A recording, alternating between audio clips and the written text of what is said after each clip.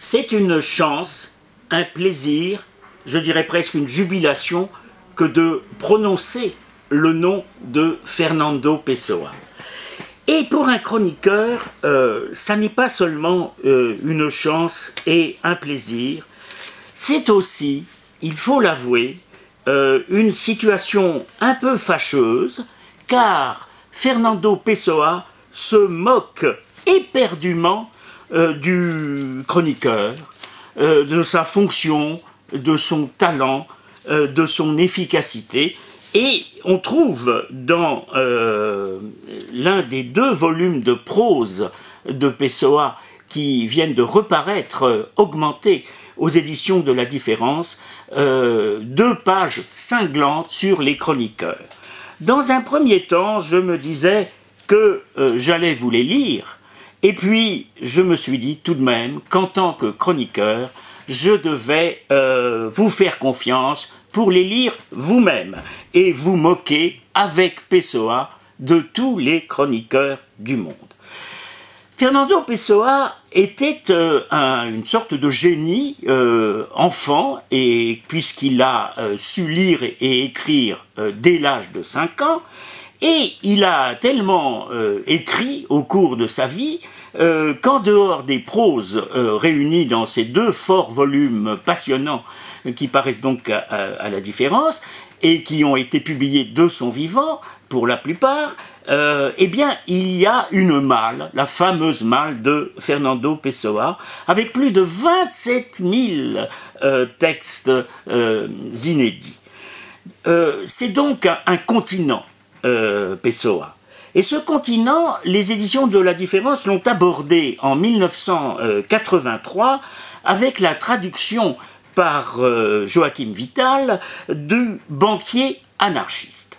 Voilà un petit livre absolument époustouflant et que vous retrouverez dans un des volumes des proses parus à La Différence. Ce petit livre, Le Banquier anarchiste, eh bien, plutôt qu'une carte gratuite pour les 6 premiers mois de votre compte à la banque X, on devrait vous offrir Le Banquier anarchiste. Car c'est un livre de liberté, mais c'est en même temps un livre de réflexion sur l'argent. Alors, nous n'allons pas trop parler d'argent, puisque la plupart d'entre nous en manquent, et nous allons parler de littérature. Et parler de littérature avec Pessoa, c'est une entreprise tout à fait différente de celle qu'on peut mener avec la plupart des autres écrivains. Car Pessoa était également digne d'être présent à la Foire de Paris, par exemple, au concours Lépine. Et vous allez voir ce qu'il inventa. Eh bien, il inventa un annuaire ou indicateur synthétique par nom ou toute autre classification consultable dans n'importe quelle langue.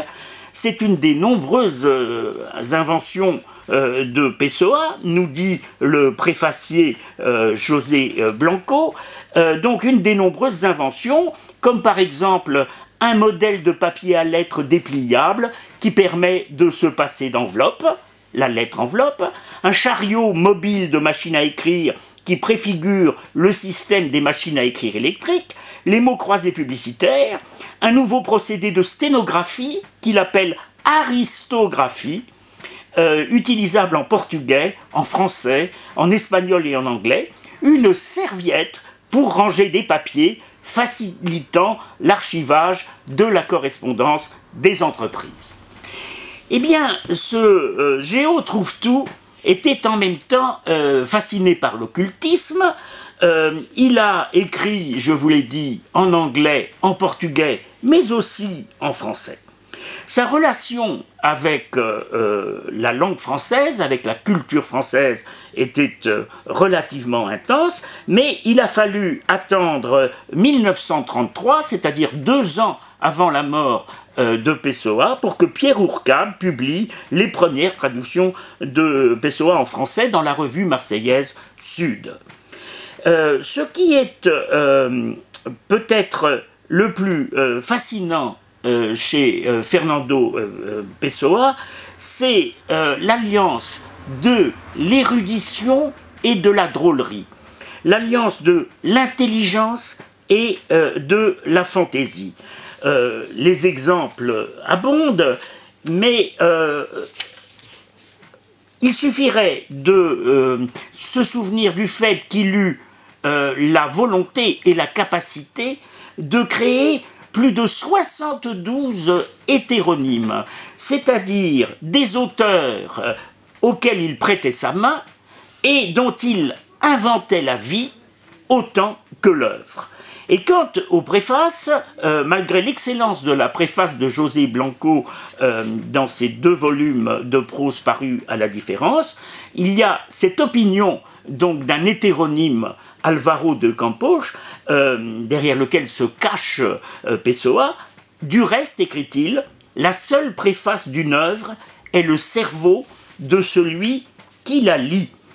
Comme nous avons coutume, et à juste raison, d'identifier le Portugal au fado, je vais vous lire ce qu'écrit Pessoa du fado.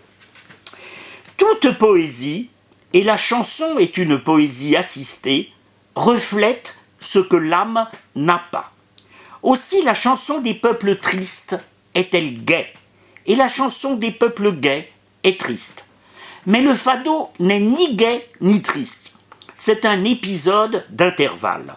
L'âme portugaise l'a conçu quand elle n'existait pas et désirait tout sans avoir la force de le désirer. Les âmes fortes attribuent tout au destin. Seuls les faibles font confiance à la volonté personnelle parce qu'elle n'existe pas. On est très loin de la phrase de Sartre « L'homme est ce qu'il se fait ». C'est avec cette passion du paradoxe que Fernando Pessoa a donné au monde une des œuvres les plus singulières, les plus enthousiasmantes en vérité, parce que ce qu'il nous offre, c'est de le rencontrer dans la multiplicité de ses possibles et, au fond, de nos possibles.